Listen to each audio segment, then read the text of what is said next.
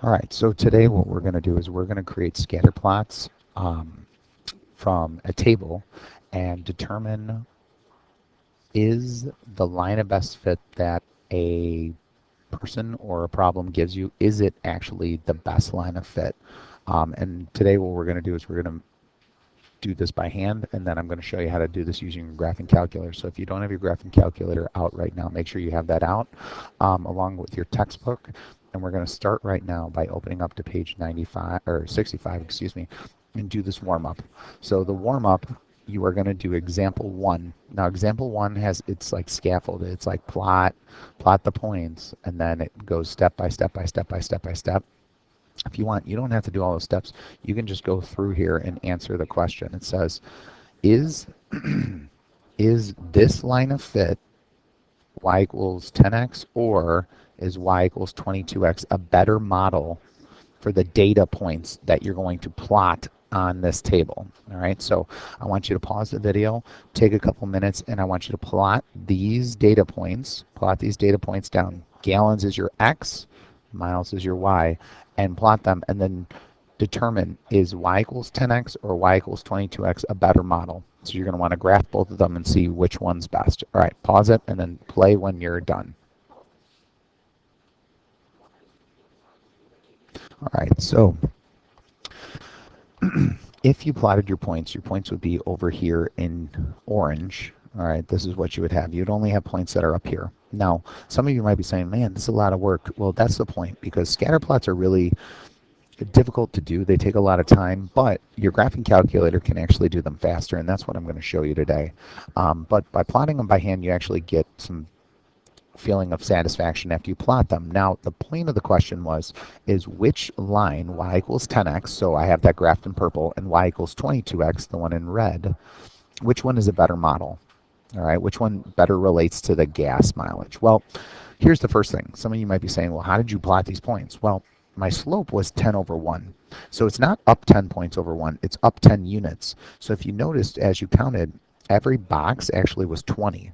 So to have a slope of 10, all right, and going up by 20, you actually had to go up 20 and then over 2, because 20 over 2 is really 10 over 1. So I went up 20 over 2, up 20 over 2, and that's how I got those. Now, with the red line, the slope was 22, so our slope was 22 over 1, which in this is really just like up a box over 1. So up one box over one box, and you still started at 0, 0 also. And that's how I went up, and I got this line. And again, it's an approximation. It's not a super accurate graph, all right? Now, some of you might have been like, well, I put 20 in, and I solved, did all that stuff, but this is what it looks like. So now looking at mine, or maybe even yours, which line was the best approximation for gas mileage? So for this, we would say y equals 22x is the best function for the problem. And what we're going to do today is we're going to talk about lines of best fit and which graph or line will actually give us the best prediction of what the future will hold or what the past had held. So what we're going to do today is we're going to do something and find something called a line of best fit, which many of you have heard before, but today what we're going to do is we're going to find it. We're going to figure it out ourselves. So, all right, with our textbook, I'd like you to turn, all right, actually, before you do that, we will go to page 67. But what I want you to do is I want you to look at the lime green calculator operation sheet. Now, this operation sheet does a couple things on here. Up at the top, you're going to see it has create a scatter plot. Then below it, it has create a line of best fit. And I believe at the bottom, it has make a residual plot. Now, today, what we are going to do is we're going to create a scatter plot, and then I'm going to show you how to create a line of best fit. All right? And really, more so, create a scatter plot is going to be the big one. All right, so on here, I have like the keystrokes, right, of what you're going to do in order to make a scatter plot. Now, up at the top, if you notice here, I have given you this little box that says reset your calculator before each problem. Every time you do a new scatter plot problem, you must reset your calculator by going second, plus, so you're going to go second, plus 712. So those are your buttons that you're going to click and reset your calculator every time. Okay, so have this over to the side and have your book on the other side, and we're going to get started here. All right, so again, with this video, feel free to pause and rewrite and rewind as many times as you need to understand these notes. So here we go. We are no longer going to actually graph a scatter plot by hand. That takes way too much time. But what we will do is we'll make a little mock graph. Right here, you see over to the side, I wrote mock graph. Mock means fake, but it's just like a quick approximation of what your calculator is showing you. Okay, so I'm going to show you and demonstrate what that looks like shortly. But example number 2 is the first one we're going to start with. It says a principal at Park High School records the number of students each year. The table below shows the number of students for each of the last 8 years. So when we look at a table, this column is always your X values, this column is always your Y values. But when we're going to type it into our calculator, this is going to go into L1 and this is going to go into L2. So X means L1, Y means L2, and you always go first column, second column. So, ready? We are going to put these values into our calculator. So you're going to take your calculator out. If you haven't done so already, second plus 712, reset your calculator, and now we're going to get started. Now, your calculator instructions are going to be exactly the way that I say it. So the first thing you're going to do is hit Stat, go hit Enter at Edit, and this is going to be the same way as what we'd get to get information from mean, median, mode, all that good stuff that we just did for the quiz. So here, what we're going to do is we're going to type in the year into L1. So 1, 2, 3, 4, 5, 6, 7, 8. All right. And then in L2, you're going to put the number of students. So 630, 655.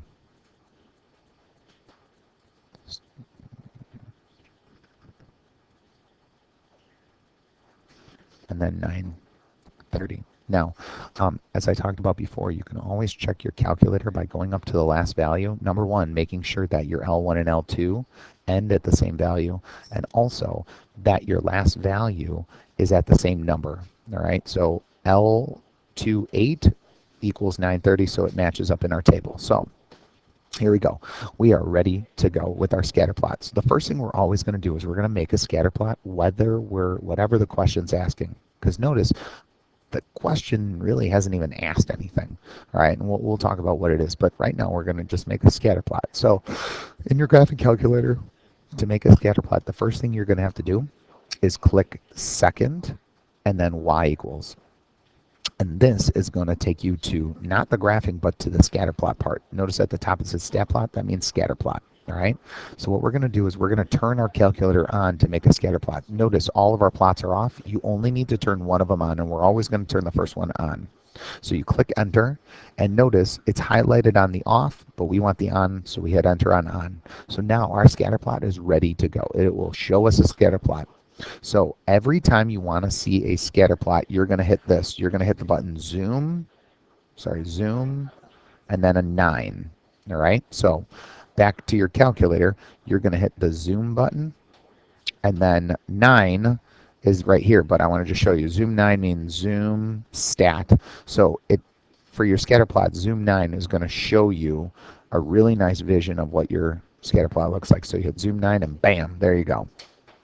So this right here is our scatter plot. So what we're going to do is we are going to plot this on our mock graph.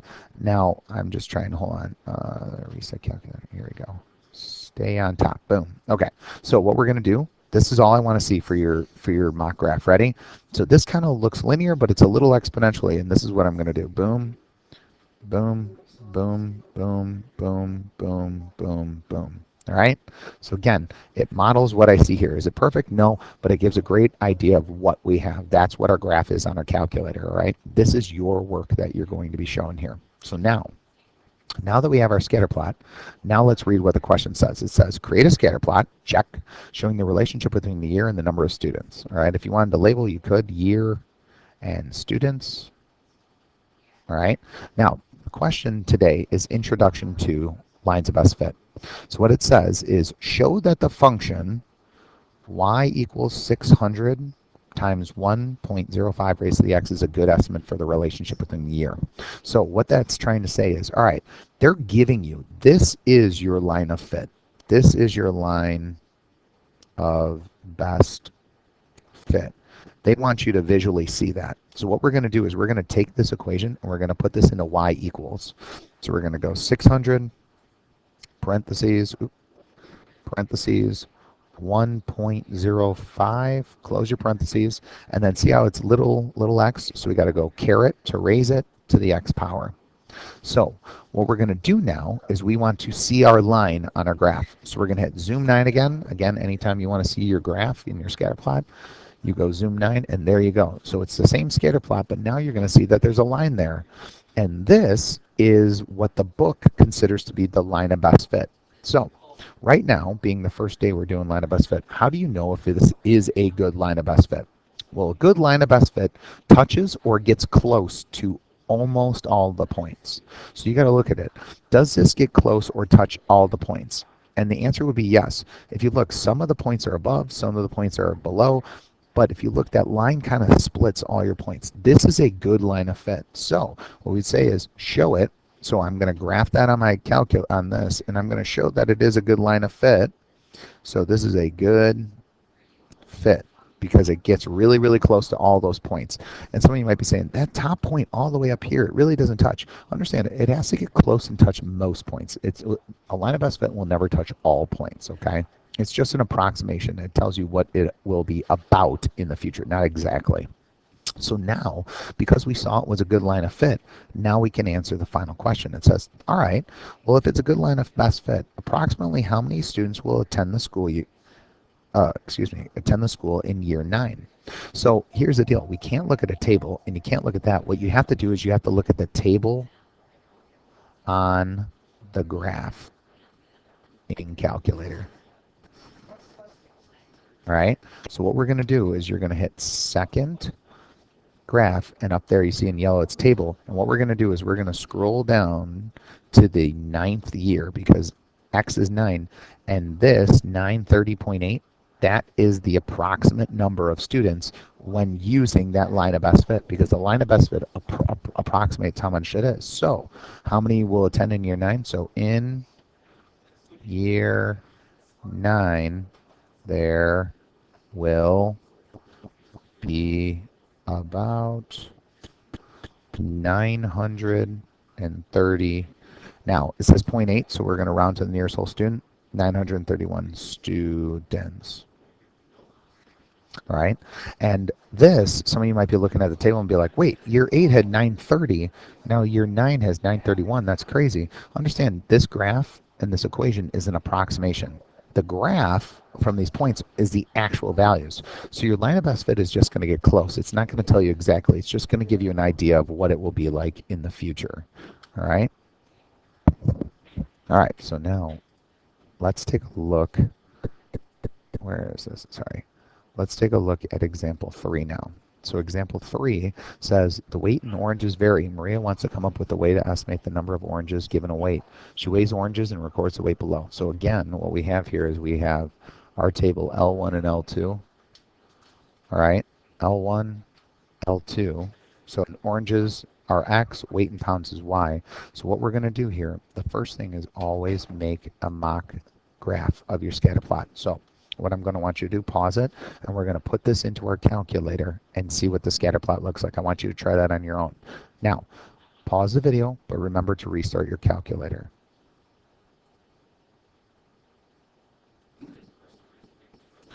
All right, so data in. Just a reminder, if you're like, oh boy, I don't remember. So we have our data in. All right, I checked just one time. 9th, they end up together. There were 9 here, 3, 6, 9 data things. So hopefully I typed them in correctly. So now to show my stat plot, you got a second y equals, and all my plots are off. I want to turn the first one on. So I enter. So now it's highlighted on, and now I go zoom 9. And this is what my scatter plot looks like. So what you should have for your mock graph is something like this. So right there, 2 about at the same thing, up, down. And so I'm going to look for this pattern when I look at your homework, and I'm going to look for it on the quiz review, test review. So this is our graph. Now, the question here says, all right, create a scatter plot. Done, showing the relationship between oranges and the weight in pounds. Is the function y equals 0.6x minus 0.5 a good fit for the data? Well, in order to see that, we have to put that into y equals and actually determine this. So 0.6, or sorry, 0.6x minus 0.5. And now, oops, not the negative, minus, all right, minus 0.5, and we hit zoom 9 again, and there's our line of best fit. So if you look at it and you draw it in here, all right, it's below this guy, right above, and splits these three. So when I look at that line of best fit, is that a good line? I would say yes, because it's below the first one, on the second one, on the third one, above the third. You see it's like above or below, up, below, below. So this is a good fit. Good fit. That's all you're doing. You're just looking and making sure, all right, that it was good. What would a bad fit look like? Well, if you have all your points, if your line was up here, that would be a bad fit. That's bad. This is good because it touches everything. So now the question that we're looking for is, Maria has a bag of oranges that weighs 2 pounds. Approximately how many oranges are in the bag? So unlike the last problem where you were given X, here we're given pounds, which is a Y value. All right. So if we're looking for a Y value, what we're going to do is we're going to do the same thing. We're going to look at our table, so second graph, and we're going to look at our table, but we want to look at our Y values now for when is the weight, or excuse me, when is the number of oranges closest to 2? So if you look, we have 1.3, now we got 1.9, that's pretty close, and 2.5, well, that's above. 1.9 is closest, so what we would say is approximately how many oranges? There, so we'd say there would be about 4 oranges in the bag. Cool? And that's what we're doing. So I don't believe there's one more question. Yeah, I don't really want to do this one. So this is what I'm going to have you do. I want you to go to page 171, 1 through 10, and you are going to do the same stuff as what we have here. So it says create a scatter plot. Would linear exponential function be best? All right. So what you're going to do is on the first one, you're going to choose which equation will be best. We'll go through the same steps we did, make a mock graph, all right, over here, and determine which line would be best and explain why. Oh, because it's closest to the data, or the other one's furthest from it. Okay. And I'll be checking that when I get back. Thank you. Have a great day.